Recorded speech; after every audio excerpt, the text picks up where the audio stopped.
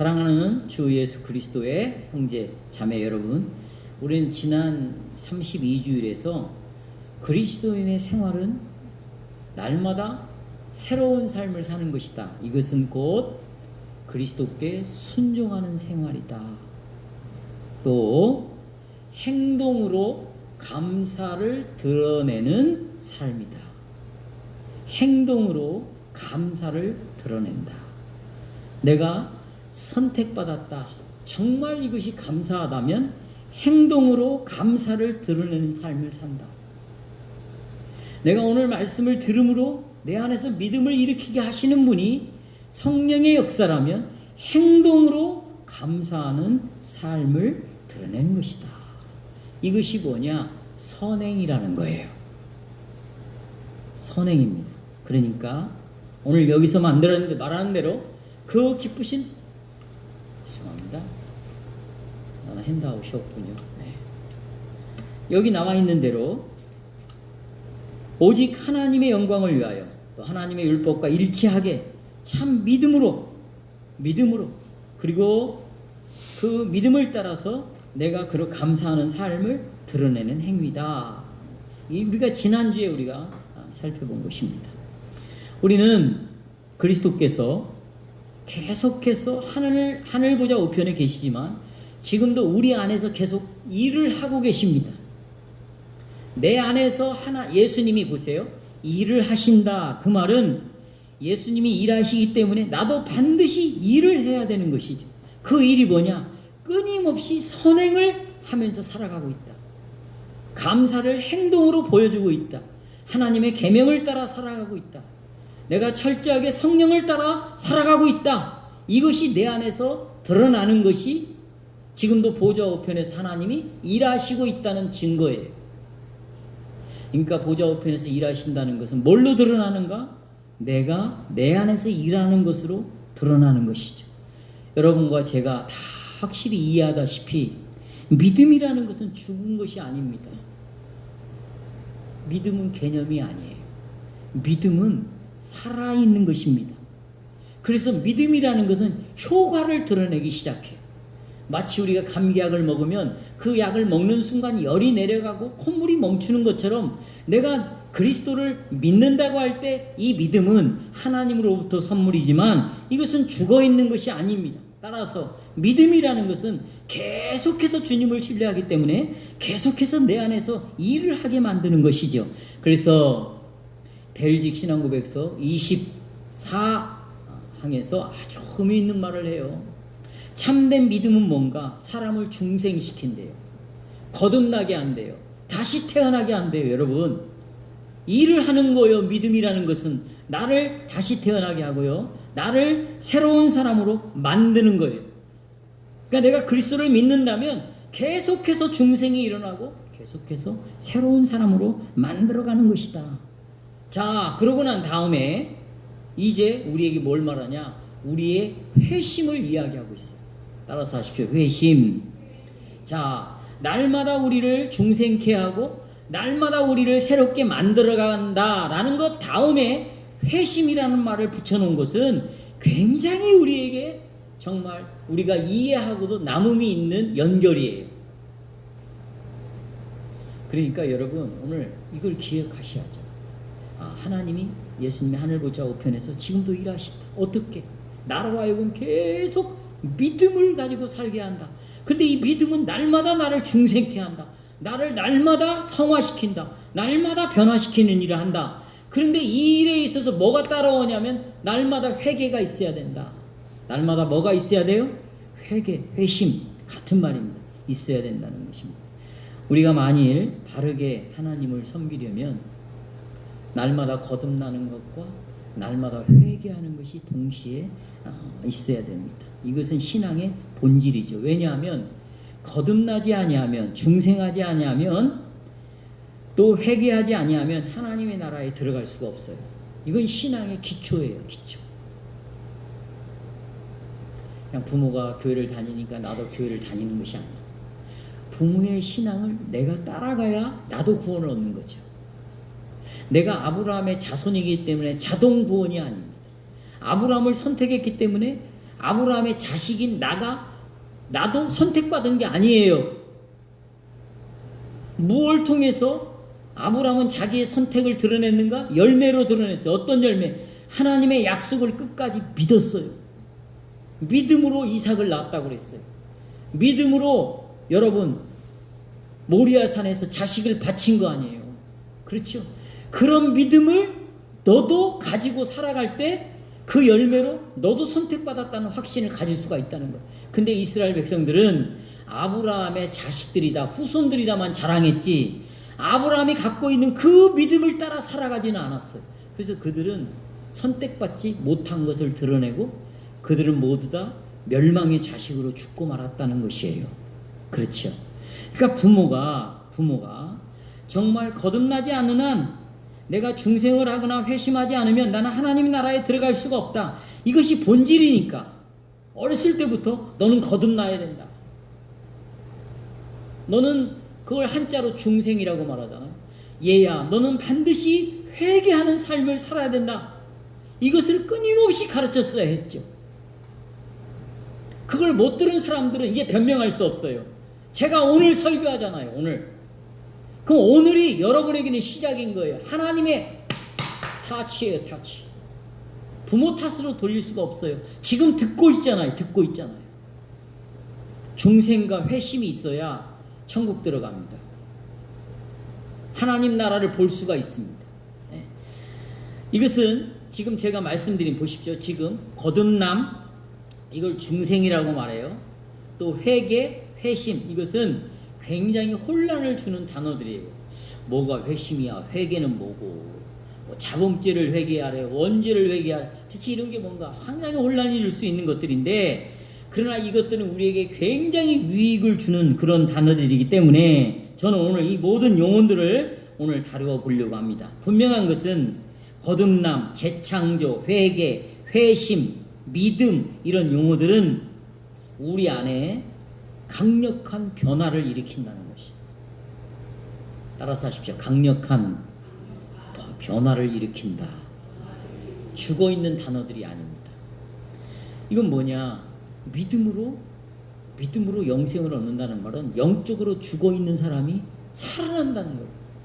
여러분 이런 기적이 어디 있어요? 하나님은 아담을 죽어있는 자를 살려낸 게 아니에요. 아무것도 없는 데서 창조했어요. 근데 예수님은 성령님은 죽은 자를 살아난다는 거예요. 그게 믿음이라는 거예요. 그게 거듭남이라는 거예요. 그게 회개라는 거예요. 그게 회심이라는 거예요.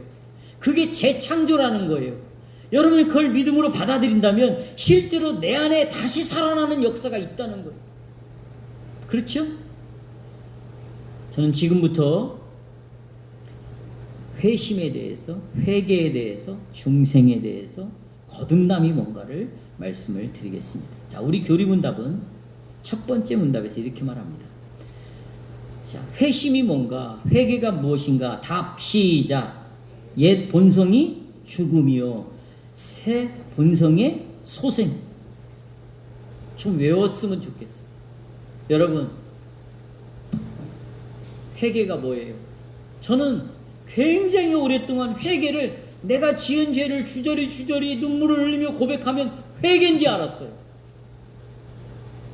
아마 회개를 이렇게 생각하는 목회자들이 수두룩할 거예요. 여러분 자 보세요. 앞에서 기도 인도를 합니다. 지도자가. 자 여러분 이제부터 회개합시다. 반주 치면 여러분 그동안 뭐 했어요? 생각나는 죄들 다 얘기했어요? 안 했어요?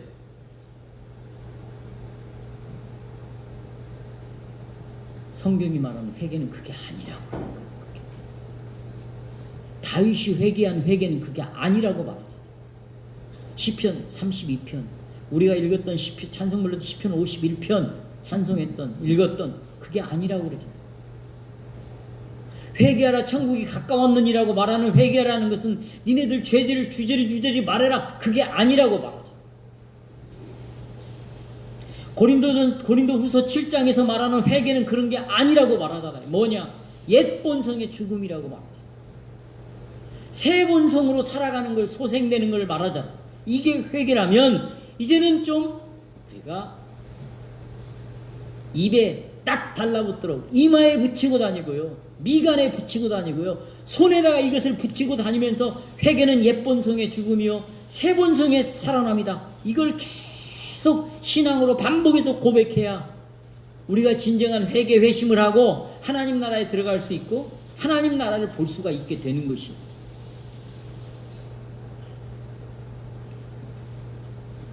그리고 우리는 교리문답 2와 관련해서 자, 첫 번째 문답에서 근심과 슬픔과 기쁨에 대하여 말합니다. 그러니까 우리의 회심은 뭐와 관련되어 있냐? 우리 안에서 근심과 기쁨과 관련되어져서 나타난다.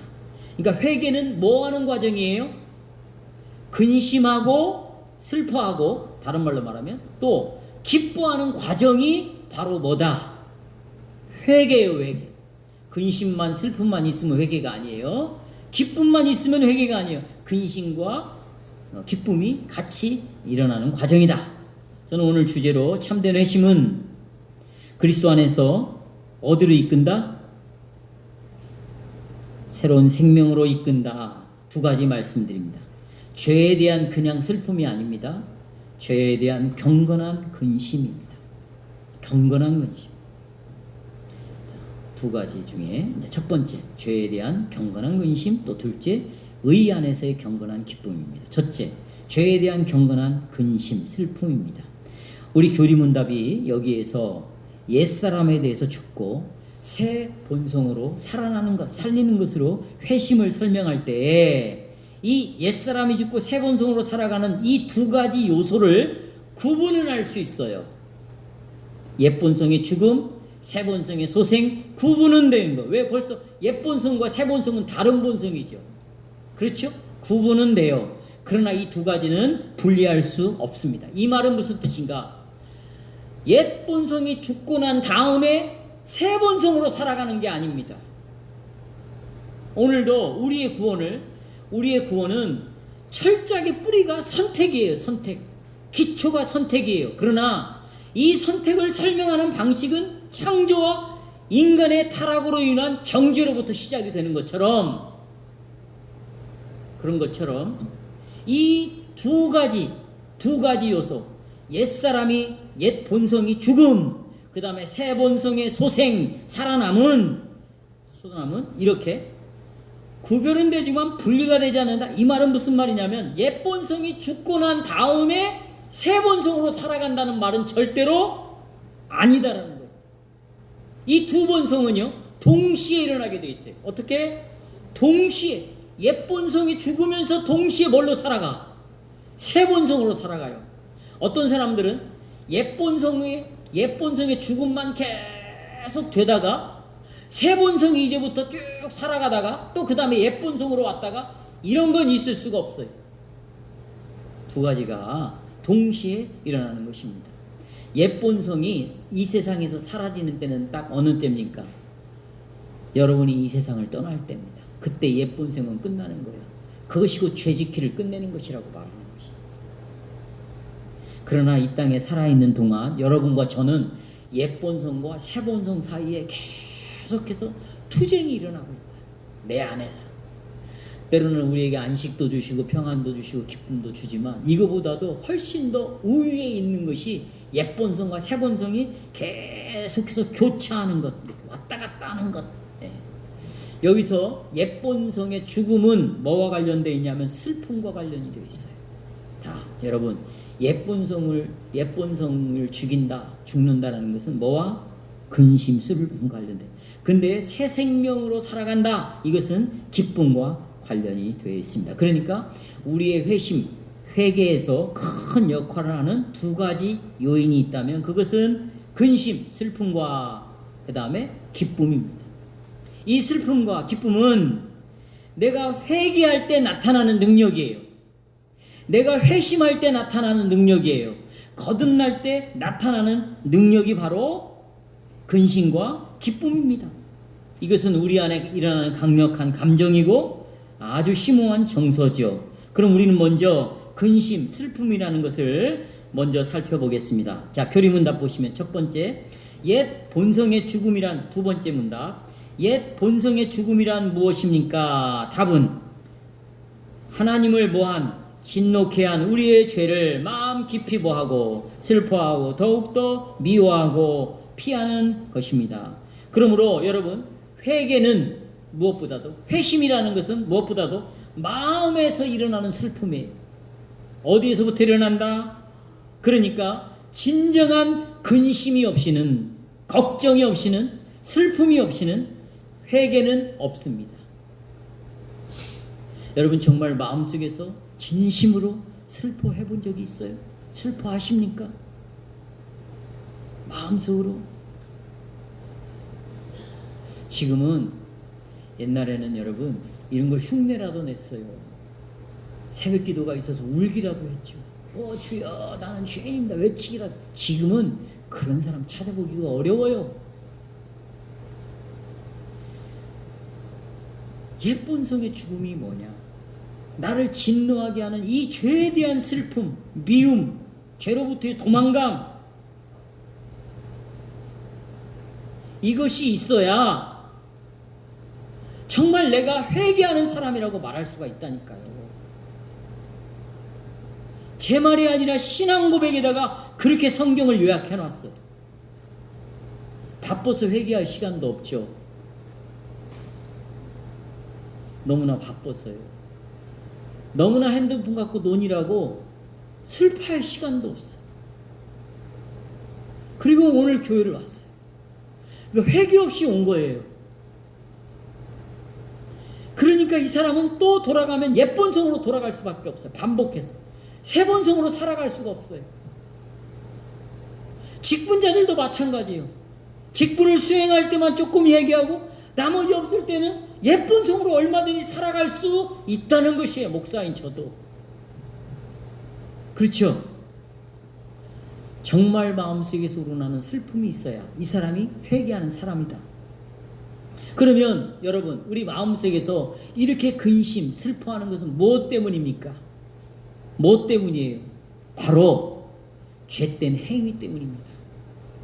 그러면 죄가 뭔가를 알아야 될 거 아니에요.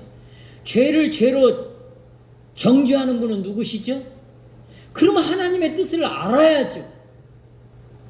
하나님이 원하는 것이 무엇인가를 알아야 내가 이 하나님의 뜻대로 살지 못하는 것도 알게 되는 거고, 그래서 내 마음속에 정말로 그 죄된 행위에 대하여, 죄들에 대한 진정한 고뇌와 슬픔을 경험하지 않겠어요? 만일 이 근심, 슬픔이 없다면 성경에서 말씀하고 있는 것처럼 참된 회개가 있다고 말할 수 없습니다. 또한 우리 교리문답은 이 슬픔은 죄 때문인데, 제가 오늘 청년들하고도 나눴지만 이 죄는 상대적인 죄가 있어요. 우리 청년들이 오늘 이야기한 거예요. 상대적인 죄. 그러니까 내가 볼 때 저 사람은 나쁜 놈이야. 그건 상대적인 거죠. 사람의 기준마다 다 나쁨의 기준도 다 다른 거예요. 우리 청년이 한 분은 이런 말을 했어요. 오늘 나에게는 참 선하게는 대할 수 있다. 그러나 다른 사람에게는 아주 못된 인간이 될 수 있다. 그러면 이건 뭐냐는 거예요. 죄죠. 속이는 거죠. 이런 것들은 다 속이는 것이에요. 우리의 이런 죄로 인한 슬픔은 여러분 보세요. 누구와 관련되어 있을까요? 누구와? 하나님과 관련되어 있어요. 다시 말하면 내가 짓는 죄는 잊으면 안 돼요. 내가 짓고 있는 이 죄라는 것은 누구를 대적하냐면 하나님을 때려 죽이는 거예요. 내가 여러분이 지금 이 입에다가 신앙 고백을 분명히 안 하니까 이런 표현을 써요. 누구를 때려 죽이겠다는 거예요? 하나님을 죽이고 내가 하나님 노릇을 하겠다. 다시 말하면 하나님을 대적하는 거죠. 그래서 다윗이 시편 51편에서 자기의 죄를 회개하는데 이렇게 말합니다. 하나님, 나는 밧세바와 간음을 했는데 그 남편이 걸림돌이었어요. 그래서 남편도 죽였어요. 나는 이 남편 우리아 앞에 죄를 지었고 밧세바 앞에 죄를 지었고 나는 이 언약 백성들 앞에 죄를 지었습니다. 이런 말을 한마디도 안 해요. 왜요? 이 죄는 근본적으로 누구를 향하여 지은 죄? 그래서 내가 하나님 목전에서 죄를 얻었다고 말하고 있어요. 이렇게 죄를 믿음으로 받아들인 사람이 예수를 믿고 회개를 하는 것이지, 이 죄와 비참함이 무엇인가를 세상적으로 이해하고 있다면 그 사람은 죽을 때까지 회개를 하지 않습니다. 할 수도 없어요. 하나님과 관련이 되어 있다. 우리는 우리 주변에 있는 사람들에 대해서 죄를 짓죠. 그러나 이 죄들은 누구를 대항하는 것인가? 이웃에 관련된 죄도 하나님을 대적하는 것이, 다시 말하면 율법을 어기는 죄죠. 또 하나님의 이름을 더럽히는 죄죠. 하나님의 이름을, 또 그분이 주신 이 구원을 얼마나 우습게 여기고 선택을 얼마나 10원짜리 동전만도 못하게 여기면 계속해서 하나님을 향하여 죄를 짓겠어요. 이런 것들은 그런 것과 관련이 되어 있어요. 그래서 여러분, 이제 우리는 고린도후서 7장에서 이 사실을 좀 더 살펴보겠는데, 여기 사도 바울은 이 경건한 근심, 세상적인 근심을 구분해 놨어요. 핸드아웃 보세요. 고린도서 7장 따라서 경건한 근심, 세상적인 근심, 이것은 우리의 회심과 관련하여 아주 중요한 문제입니다. 고린도서 7장 10절을 보십시오. 10절, 하나님의 뜻대로 하는 근심은 후회할 것이 있다 없다? 없다. 이것은 결과가 어떤 일이 벌어지냐면 하나님 뜻대로 하는 것이 구원에 이르게 하는 회개를 이루는 것이요, 그러나 세상의 근심은 사망을 이루는 것이다. 제가 예를 들어 볼게요. 자, 세상의 근심은 뭐냐? 인간적인 거예요. 내가 시험을 앞두고 있는데 이번에는 합격을 해야 되는데, 합격을 해야 되는데 돈이 좀 있어야 되는데 왜 이렇게 돈이 모아지지 않을까? 돈 걱정하는 거죠. 왜 갑자기 이렇게 건강이 안 좋아지는가? 피부가 노화가 오고 눈이 침침해지고 여러 가지 노화 현상이 왜 생길까? 자식에 대한 걱정, 자신에 관한 걱정, 직장에 하는 걱정, 우리가 지금 관계를 맺고 있는 이 세상에 있는 것들은 세상적인 걱정, 근심이래요. 이런 것들 때문에 생기는 슬픔은 세상적인 슬픔이래요. 이런 것들은 쓰레기통에 버려야 할 것들이다. 쓰레기통. 어디에다가? 쓰레기통에다가. 여러분, 기도할 때 기도 제목을 보십시오. 쓰레기통에 버릴 제목들만 갖고 기도를 다 하는 거예요. 그러니까 개혁교회 기도문을 갖고 기도하라는 거예요. 기도문을 가지고. 쓰레기통에 버릴 걸 갖고 기도함으로 하나님이 싫어하는 기도를 하지 말고 신앙고백서의 근간 기도문을 가지고 하라는 거예요. 그러면 이런 모든 문제들이 이 안에 다 포함되어 있고, 이런 기도를 통하여 하나님의 이름을 높이고 그 다음에 하나님의 영광을 드러내고 내가 받은 구원에 대한 놀라운 기쁨 안에서 확신을 가지고 기도할 수 있다는 것이에요. 그런데 이런 세상적인 근심, 슬픔, 이런 것들은 우리를 아까 어디에 이르게 한다? 사망에 이르게 한다. 어디에? 사망에 이르게 한다는 것입니다. 여러분, 불신자들도요, 보세요. 자기가 지은 죄 때문에 근심합니다. 여러분, 드라마 또 여러분 주위에 보세요. 이 죄를 짓는 사람들이요, 굉장히 근심하고, 그래서 나중에 잡힐 때 얼굴을 보면 완전 초죽음이 있어요. 그러면 그들이 우리도 죄 때문에 근심하고 그들도 죄 때문에 근심을 하는데, 그들이 죄 때문에 근심하는 것은 우리들처럼, 야, 이것은 정말 너무나 하나님을 불쾌하게 만들었구나, 하나님의 영광에 흠집을 냈구나, 내가 이것을 하나님을 대적하는구나, 이런 것 때문에 그들이 근심하는 것이 아니라, 내가 이 죄를 지음으로 이제 나는 잡히면 자유가 없어지는 거예요. 감옥에서 사형도 당할 수 있잖아요. 그렇죠. 무기징역도 당할 수 있어요. 그리고 또 내가 이 감옥에 무기징역을 당하고 수십 년 동안 있으면 내가 그동안에 벌어놓은, 숨겨놓은 이 돈은 그러면 어떻게 되는가? 이걸 누리지를 못해요. 내 사랑하는 자식들과 아내는 그럼 뭐가 되는가? 남편은 뭐가 되는가? 이 자기가 얻을 수 있는 유익에 대한 박탈감, 이런 것 때문에 슬퍼하는 거죠. 도둑이나 강도는 자신이 감옥에 갇히게 될 때 자유를 잃어버린다는 거죠. 그러니까 슬퍼하는 거예요. 누구든지 자신의 행위가, 여러분 요즘은 다 화면으로 다 드러나죠. 아주 강력한 범죄자는. 그러면 사람들에게 다 알려집니다. 그러면 그 사람이 누구 자식이고 누구 집 사촌이고 누구의 뭐고 소문 다 나게 돼 있어요. 그럼 그 사람이 받는 수치심이 얼마나 크겠어요. 그러니까 죄에 대하여 슬퍼하는 거예요. 그러나 이런 세상의 근심, 슬픔이 참된 회개는 아닙니다. 왜냐하면 이런 슬픔은 하나님 앞에서 슬퍼하는 것이 아닙니다. 죄의 진정한 성격에 대한 이해를 담고 있지 않았습니다. 참으로 애통하고 상한 심령이 없는 마음으로 하는 것입니다.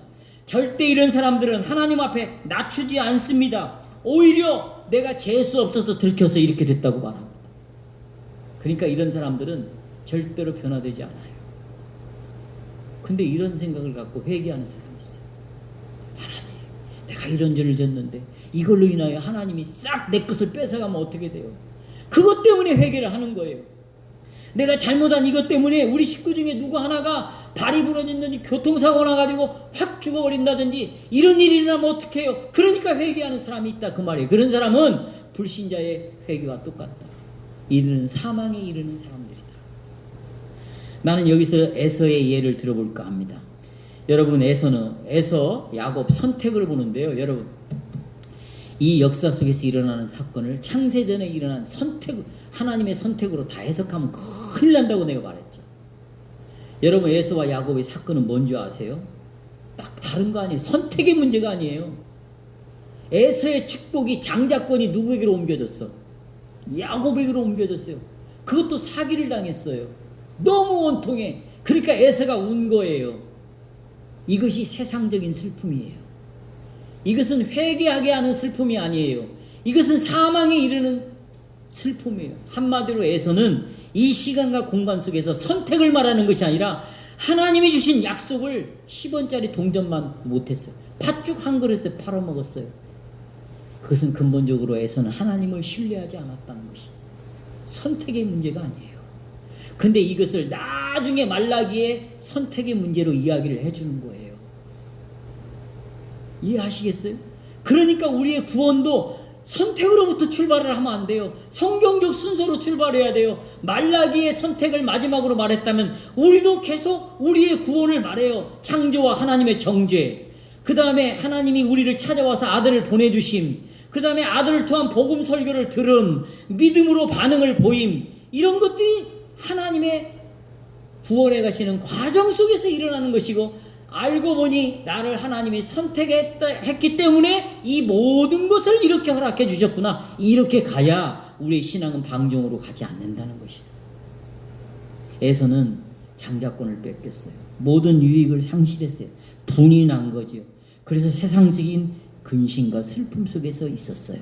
에서는 자신이 하나님의 말씀을 따라서 정말 하나님 이 약속을 붙잡고 섬기기를 거절했기 때문에, 내가 하나님을 신뢰하지 않았기 때문에 내가 이런 일을 했구나, 하나님 나의 죄를 용서해 주십시오, 이런 회개는 결코 하지 않았습니다.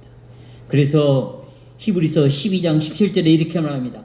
비록 에서가 눈물을 흘리며 구하되 버림바가 되어 회개할 기회를 얻지 못하였다. 세상적인 근심 역시 눈물이 있어요. 에서와 마찬가지로. 그러나 여러분, 그런 눈물은 거짓이에요. 나는 그래서 눈물을 흘리면서 간증하는 사람, 눈물을 흘리면서 회개하는 사람, 물론 성령이 역사하는 눈물도 있어요. 그러나 그것 때문에 이 사람이 참된 회개를 했다고 저는 결코 생각하지 않습니다. 근심, 슬픔은 반드시 죄에 대한 경건한 슬픔이어야 합니다. 하나님께서 보세요. 경건한 슬픔이면 뭡니까? 하나님께서 말씀으로 역사를, 복음 설교를 들을 때, 또 이 복음 설교를 가지고 성도들을 권징을 시행할 때, 또 그 설교의 말씀을 가지고 누가 역사해요? 성령께서 내 안에서 역사하실 때 일어나는 경건한 슬픔이며, 하나님의 성령에 의해서 일어나는 내 마음속에서 일어나는 진심 어린 슬픔에서 나오는 근심이며, 이로써 누구든지 진실로 하나님 앞에서 겸손하게 만드는 것이에요. 왜요? 하나님, 이 죄는 내가 하나님 앞에서 범죄한 것입니다. 누구 앞에서? 여러분이 계명을 어겼어요.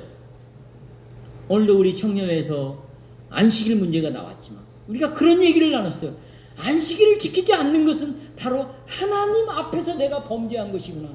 이 말씀을 통해서 내 자신이 밝혀지는 것이고, 성령께서는 이 말씀으로 네가 범죄했다고 말해주는 것이고, 그때 비로소 나는 마음에서 내가 하나님의 말씀대로 살지 않은 죄인이구나.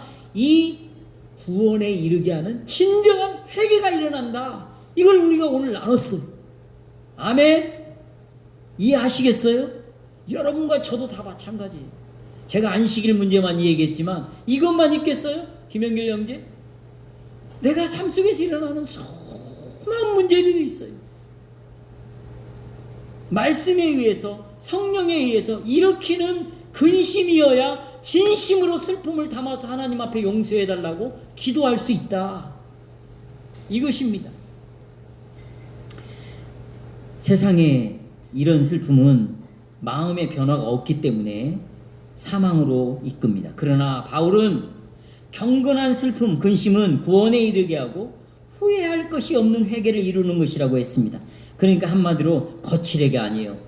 아주 이 사람의 슬픈 근심은 회개를 일으키고 그 회개는 나를 구원시키는 역사를 일으킨다. 그리고 사도는 경건한 근심이 신자들 안에서 일어나는 것을 보여주는데 11절 보시겠어요. 참 놀라운 말씀이에요. 11절.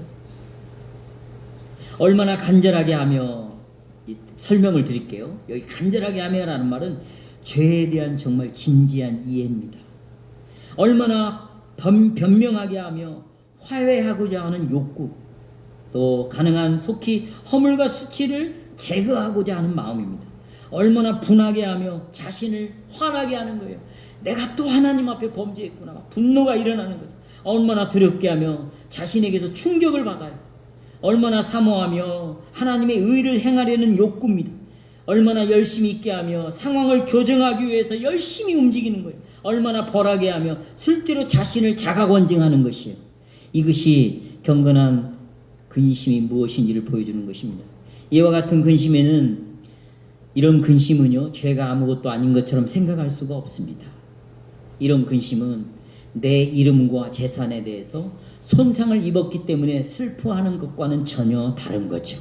오히려 하나님 앞에서 진지하게 슬픔을 갖고 나가는 상한 심령입니다. 더 나아가서 우리 교리문답은 이제 죄를 슬퍼할 뿐만 아니라 더욱더 죄를 미워하고 뭐하는 것이다. 피하는 것이다. 그렇죠. 그런데 이 세상 사람들의 죄는 죄를 미워하거나 피하지 않습니다. 보세요. 이 세상 사람들의 죄는 슬퍼할 수는 있어요. 왜냐하면 손해가 오고 감옥에 갇히니까. 그런데 이 죄를 막 미워하지, 막 증오하고 그러지는 않아요. 위기가 넘어가잖아요. 감옥에서 살고 나오잖아요. 그럼 또 그 죄를 또 짓는 거예요. 또 짓는 거예요. 이제는 안 들키는 법을 배워갖고 와요. 어떤 법?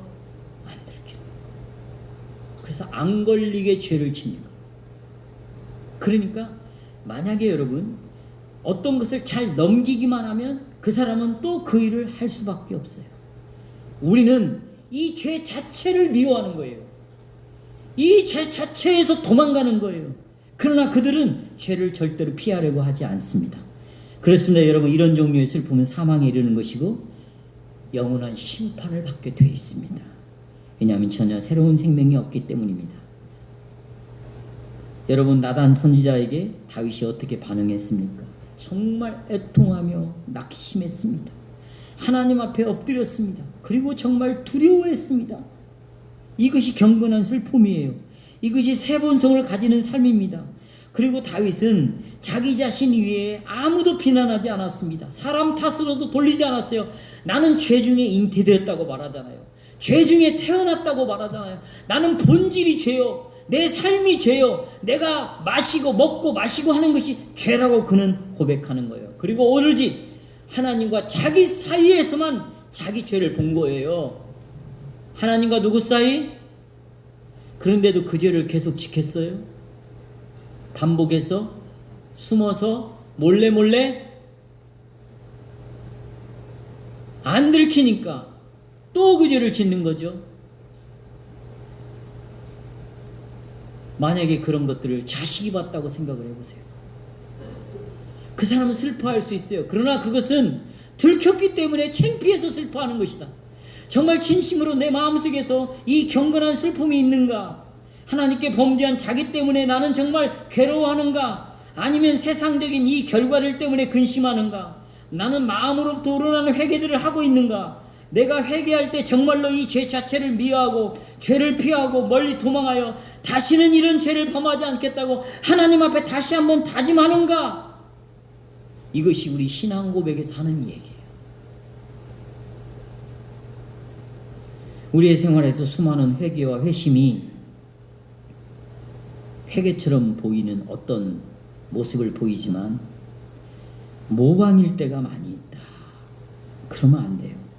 죄에 대한 경건한 슬픔은, 참된 슬픔은 성령의 열매이자 하나님의 말씀의 결과이다. 한번 따서 할까? 하나님의 말씀의 결과이다. 그러면 여러분 보십시오. 여러분이나 여러분의 자식들이 하나님 말씀 앞에 내 자신의 삶을 열어놓지 않으면 이 말씀의 결과로 회개가 일어난다고 여러분 생각할 수 있을까요? 절대로 회개하지 않습니다. 내가 정말 이 말씀을 진심으로 마음을 다하여 듣고자 하고 들을 때 이 말씀이 내 안에서 뭘 일으킨다고요? 회개를 일으키게 돼 있어요. 죄를 미워하게 돼 있어요. 그러니까 내가 이 말씀을 대하는 태도가 지금 뭐냐는 이 사람이 회개를 하게 하냐 못하게 하냐를 결정짓는 거예요. 근데 말씀을 나눠보라면 무슨 말인지 나는 모르겠다. 절대로 회개가 일어날 수가 없겠죠. 그렇지 않아요? 여러분, 우리는 다윗보다도 더 경건한 슬픔이 있어야 합니다. 우리는 다윗 시대보다도 더 분명하게 십자가를 통해서 내 죄를 대신해서 십자가 위에 하나님의 진노가 부어졌다라는 사실을 우리는 다 알고 있어요. 지금 다윗이 하나님의 진노를 생각하는 것과 우리가 생각한 내 죄에 대한 진노가 예수 위에 부어졌다는 걸 알고 있는 우리와는 훨씬 더 우리는 더 깊은 슬픔을 갖고 있을 수 있다는 거예요. 우리 죄에 대한 하나님의 진노가 골고다를 가리키고 있잖아요. 그러므로 그분을 통해서, 그분을 위해서 우리는 더욱더 죄를 미워하고 죄에서 멀리 도망할 것입니다. 그리고 우리는 의 안에서 경건한 즐거움을 경험하고 또 보게 될 것입니다. 두 번째, 이제 경건한 기쁨입니다. 자, 우리가 하나님을 불쾌하게 했다는 데에서 깊은 슬픔을 일으키며, 그리고 이것은 우리가 깊이 싫어해야만 하는 것이지만, 그러나 회심이라는 것은 늘 슬픔만 있는 것이 아니에요. 즐거움도 있다. 회개 안에는 뭣도 있다? 즐거움도 있다. 그러니까 뭐예요? 회개라는 것은, 회심이라는 건 바짝 하나님 앞에 엎드리는 것도 있지만, 그러나 하나님 앞에 기뻐갖고 펄쩍펄쩍 뛰어다니는 것도 동시에 있어야 한다. 회심은 항상 죄의 무거운 짐 때문에 슬픔 얼굴로 사는 것이 아니라 반대로 이 죄의 짐이 예수님의 피로 제거되었기 때문에, 야, 이제는 내가 죄가 용서되었구나. 그리고 펄쩍펄쩍 뛰어다니면서 즐거움으로 하나님 앞에 뭐 할 수 있어요? 찬송할 수 있다. 그래서 기쁨이 있어야 된다는 거예요. 시편 32편 51편에는 다윗이 자기 죄를 회개하고 슬퍼하는 것만 있는 게 아니에요. 아까 우리가 불렀지만 구원의 노래로 나를 두루시리이다. 당신께서 나로 큰 기쁨을 하게 하셨나이다. 왜요? 죄가 용서되어졌으니까. 또 시편 51편에는 주의 구원의 즐거움을 회복시켜 주십시오. 기뻐하게 해주십시오. 그랬어요. 한편으로는 죄로 인하여 수치심과 혐오감이 있지만, 한편으로는 더 이상 죄의 짐에 눌려 살지 않아도 된다는 큰 안도감, 담대함이 우리 안에 있다. 그래서 사도 바울이 말합니다. 허물의 사함을 받고 죄의 가림을 받는 자는 뭐가 있도다? 복이 있도다. 그러니까 회심에는 근심, 슬픔만 있는 것이 아니라 죄를 용서받은 기쁨이 있다. 그래서 구신문답 보시면 누구를 통하여, 구신문답, 우리 교리문답은 누구를 통하여? 그리스도를 통하여 하나님 앞에서 진정으로 뭐한다? 기뻐한다. 여기 그리스도를 통하여 몇줄 주세요. 이 기쁨은 이제부터 중요합니다. 이제부터 중요해요. 이 죄가 용서받은 이 기쁨은 하나님 안에서 기쁨이지 내 자신이 행한 일로 인한 기쁨이 아니에요. 회심은 보세요. 회심은 옛본성의 죽음, 새본성으로 살아간다는 것은요. 보세요. 자기가 세상의 직장에 살아가면서 영적인 전쟁을 막 싸워 막 치열한 전쟁을 치릅니다. 그런데 내가 그거에서 승리를 했어요. 그리고 난 다음에 기뻐하는 기쁨이 절대 아니에요. 아시겠어요? 내가 영적인 전쟁을 치르고 내가 이겼어. 그래서 난 너무너무 기뻐. 이런 기쁨이 아닌 것입니다. 그런 것이 아니라 보세요. 하나님의 은혜 안에서, 어디 안에서? 은혜 안에서, 하나님의 구원 역사 안에서 즐거워하는 것입니다. 우리 주님께서 이 지점에서 친히 우리 스스로 의롭게 되려는 이런 경향에 대해 강력하게 경고하고 있어요. 우리는 우리의 기쁨을 어디서 찾냐? 자신이 행한 일 안에서 자신의 기쁨을 찾으려는 아주 위험한 생각을 갖고 있어요. 그러니까 내가 열심히 막 싸웠어. 이겼어. 피 흘리기까지 싸워가지고 그걸 이겨냈어. 거기서 뭘 찾냐? 기쁨을 찾으려고 한다는 거예요. 아까도 말했죠. 우리의 기쁨은 누구를 통하여? 오직 누구를 통하여? 그리스도를 통하여. 그렇게 될 때 어떤 일이 벌어지냐면 보세요. 이게 바리새인하고 똑같이 되는 거예요. 성전에 기도하러 와가지고 엎드린 인간 똑바로 서가지고 하나님 똑바로 바라보면서 저 세리를 또 쳐다보면서 나는 저 세리와 같지 않습니다. 이는 보세요. 그는 자기 자신이 스스로 행한 일을 찾아가지고 거기서 기쁨을 찾았어요. 그러나 이 바리새인은 그리스도를 통하여 하나님께 기도하지 않았습니다. 자신을 통하여 기뻐했습니다. 나는 이 사실에 대하여 아주 명확하게 말씀드리려고 해요. 여러분, 이 개혁교회의 설교나 신앙에 대해서 개혁교회 아닌 사람들이 계속 비판하는 사람들이 있어요. 너희들은 너무나 지식으로만 간다.